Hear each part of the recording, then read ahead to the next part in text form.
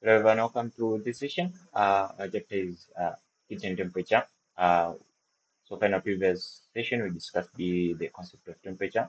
So in this session, we'll move on to the other part whereby we'll be discussing about the measurable physical properties that change with temperature. So in this, we specifically discuss about this one, understanding the thermometric properties and the fixed points. So this is basically what we start with in this session. So let's dive into it. Uh, the learning objectives, yeah, they are. By the end of this session, we'll be able to explain firstly how the thermometers measure temperature using physical properties, then identify the four thermometric properties that are used in different thermometers, then define the fundamental interval and the fixed points of a thermometer, and the last but not least, distinguish between the ice points and the steam points on the thermometer. Now, what is a thermometer? A thermometer, this is just an instrument that it provides you the reliable measurement of the temperature. So that's how you can define a thermometer. It's just an instrument that enables measuring of the temperature. Thermometers use the measurable physical properties that change linearly with the temperature to give these accurate readings. So that is how a thermometer measures temperature. It just uses the measurable physical properties whereby they change linearly with the temperature just to give the accurate needed readings. So the thermometers simply they convert the physical changes into the readable values. So that's what thermometers do.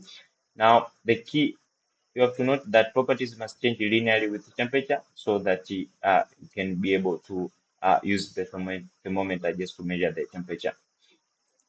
Moving on, the thermometric properties, physical properties that change with temperature are used in the thermometers.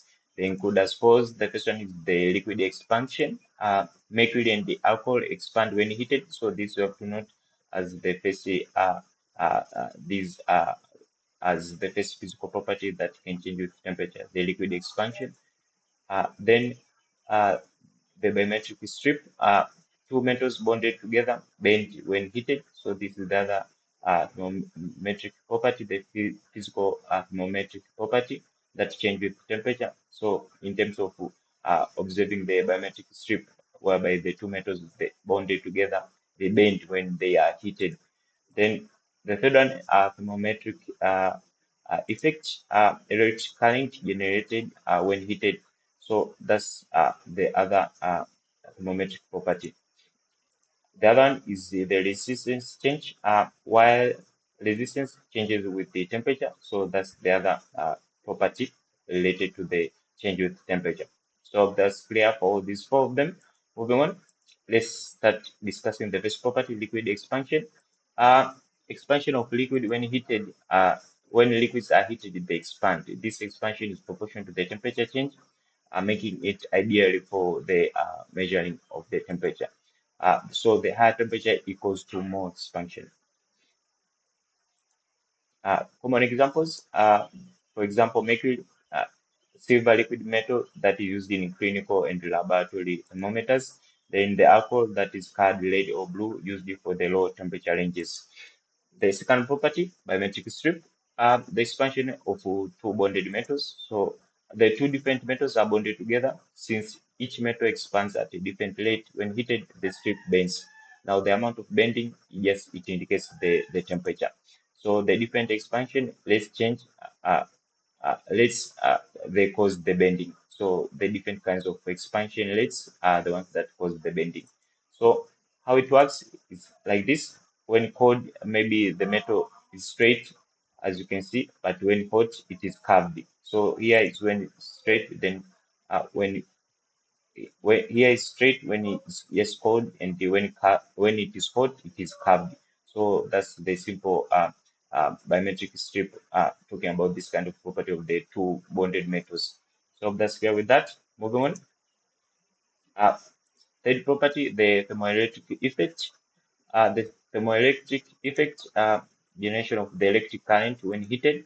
So when two different metals are joined and heated at the junction, an electric current is generated. So the current strength just depends on the temperature difference. So heat is the one that creates the electricity. So in terms of this, there's thermocouple. What is thermocouple? Junction is the point where the two metals meet. Uh, in terms of the hot junction, heated end that senses the temperature. So the cold junction is the reference end at known or joint temperature. And these are the ones that are used in the industrial applications. So I hope that's clear with this. The third property, the generation of the electric current when needed, that is the thermoelectric effect. And you can see these kinds of terms that are used within this kind of property. Moving on. The fourth property, resistance change, change in resistance for a wire. So the electrical resistance of a metal wire changes with temperature. So as the temperature increases, the resistance typically increases. So this property is the one that is used in the resistance thermometers. So resistance increases with temperature. Now, in talking about the resistance thermometer, also called the RTD, the resistance temperature detector, uh, there is material, the platinum wire, that is the most accurate one. Then the accuracy is just very high precision, or there's high precision for this kind of thermometer, and also it can be used in scientific and industrial fields. So that's all about that. Moving on, the fundamental interval. So when constructing a thermometer, yes, you must establish two constant temperatures called the fixed points. So the fundamental interval is just the difference between those kinds of points. So when we talk about that, so there's one fixed point that is the lower fixed point, for example, 0 degrees. So Celsius ice point, that is the temperature of the pure melting iron, and the 100 divisions of fundamental interval that will later relate or generate the upper fixed point, that is the 100 degrees Celsius, that is the steam point or the temperature of boiling water. So I'm just here with this example. I'm talking about the fundamental interval. Now, at atmospheric pressure, it's just 1 atmosphere. So this kind of condition is there for this kind of points to occur, the lower fixed point and the upper fixed point. So that's clear in getting to understand the fixed points. These are just constant temperature fixed or known points or positions or intervals that generate to a certain kind of difference between them. As you can see here, there's a lower fixed point, and here there's a higher fixed point. That's clear. Moving on. So let's see the key takeaways from this session. So what if you remember from this session, we've discussed the thermometric properties, the liquid expansion, the barometric strip expansion, the thermoelectric current generation, and the wire resistance change. Then we've discussed the fixed points. We've said there's ice point that is lower, that is 0 degrees Celsius, the temperature of pure melting iron, then the strip point that is upper, that is 100 degrees Celsius, that is the temperature of boiling water. Then we've discussed the fundamental interval, that is the difference between the upper and the lower fixed points. So 100 minus 0, we get 100 divisions. So this creates the Celsius scale we use today.